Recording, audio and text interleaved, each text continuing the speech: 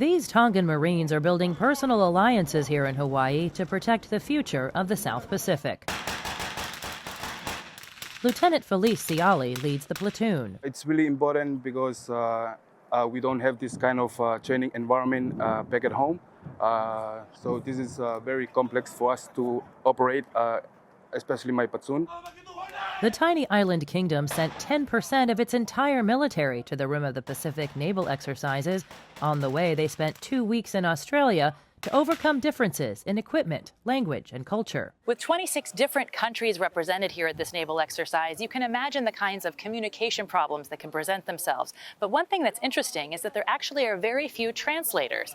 In fact, the way they mostly communicate is either through hand signals or through leadership that can also speak English. The boys start to have a deeper understanding of their cultures, especially and also their languages and how to make friends to them. Every time we talk to another nation, it's like, does anyone speak English?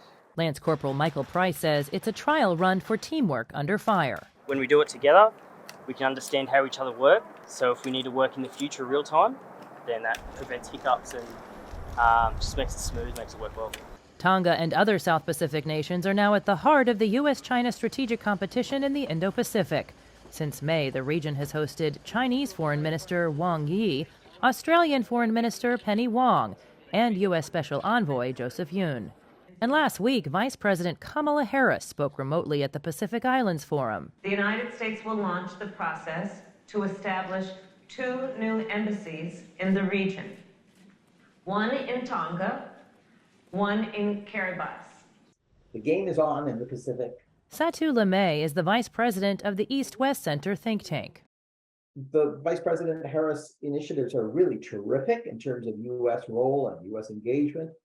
But, you know, they are contingent on congressional authorization. It's past time for us to pick up our game, and I think we are. Randy Shriver, former Assistant Secretary of Defense for Indo-Pacific Security, says renewed U.S. engagement is already translating into action. Just days ago, a key leader in the Pacific Islands openly criticized Beijing for its failed attempt to sign the region to a security agreement.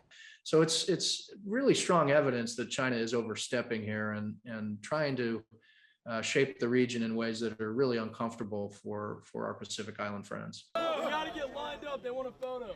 Which is why, he says, that the relationships formed here at the rim of the Pacific naval exercises are so important. Jessica Stone, VOA News, Honolulu, Hawaii.